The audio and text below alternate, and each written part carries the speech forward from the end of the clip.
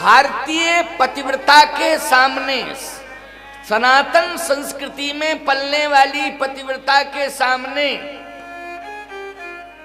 यदि 3 खड़े हों तो उन 3 में से उसे किसे स्वीकार करना चाहिए? पहले आप कहो महाराज, पहले ये बताओ 3 कौन? जैसे पति खड़ा है सामने और पति के बगल में पुत्र खड़ा है और पुत्र के बगल में संपत्ति खड़ी है, 3 खड़े हैं। तो बोलो इन तीनों में उसे किसे वरीयता देना चाहिए, किसे स्वीकार करना चाहिए? आवाज आई है कि पति को स्वीकार करना चाहिए। बोलो भाई, पति को स्वीकार करना चाहिए, क्योंकि पति नहीं होता तो पुत्र कहां से आता? बोलो। और ये जो संपत्ति का साम्राज्य भी मिला है, कहीं ना कहीं पति का परिश्रम उसके साथ जुड़ा हुआ है। बोलो, जुड़ा है पति का परिश्रम कि नहीं? इसलिए उसका धर्म कहता है कि वो पति के चरणों में समर्पित हो जाए। ये पुत्र और संपत्ति ये तो अपने आप ही उसके चरण शरण में रहेंगे, बस पति के चरण में उसका संपूर्ण समर्पण होना चाहिए। शत्रुपा जी के सामने भी तीनों खड़े थे। महाराज मनु खड़े हुए हैं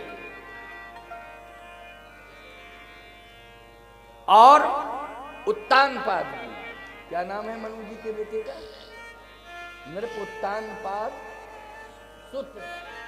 हाँ, ये भागवत की कथा है, रामायण में भी लिखी है। अब महावीर शरण जी भागवताचार्य बैठे हुए हैं तो जरा इनसे ही पूछ लूं।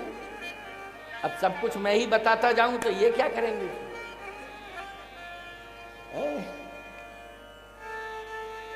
पुत्र भी खड़ा हुआ है और संपत्ति खड़ी है, लेकिन बोलो शत्रुपा जी ने किसका वर्ण किया है? पति का वर्ण किया है। इसलिए पंथ जात सोहत मत धीरा,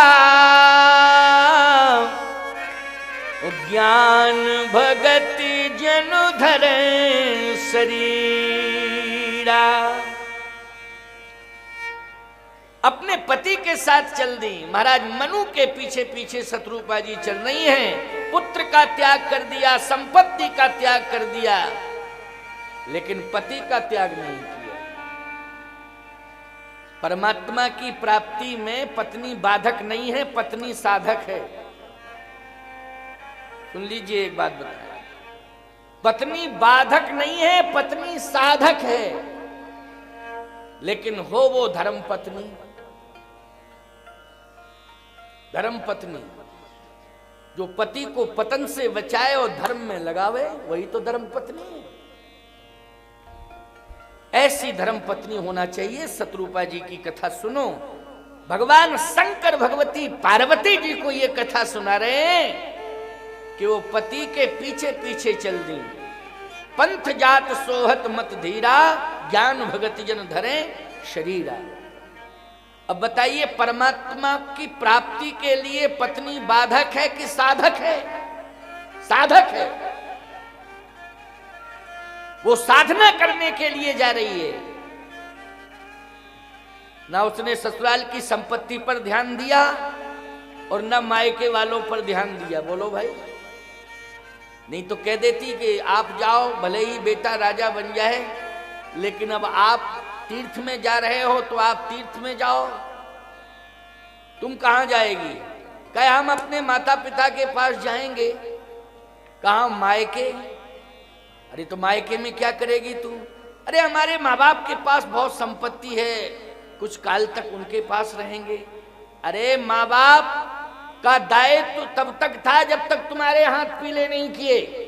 जब तुम्हारे हाथ पीले करके, समाज को साक्षी करके, देवताओं को साक्षी करके, अग्नि को साक्षी करके, जब मंडप के नीचे जिसके हाथ में माँ बाप ने तुम्हारा हाथ पकड़ा दिया है, याद रखना वही हाथ तुम्हारे लिए रघुनाथ बन गया है, प्यारे भगवान बन गया है कि इसलिए सारा जीवन अंतिम श्वास तक उसके चरणों में समर्पण करना है और भगवान से यही प्रार्थना करनी है कि मेरी अंतिम श्वास निकले पति के चरणों में निकले।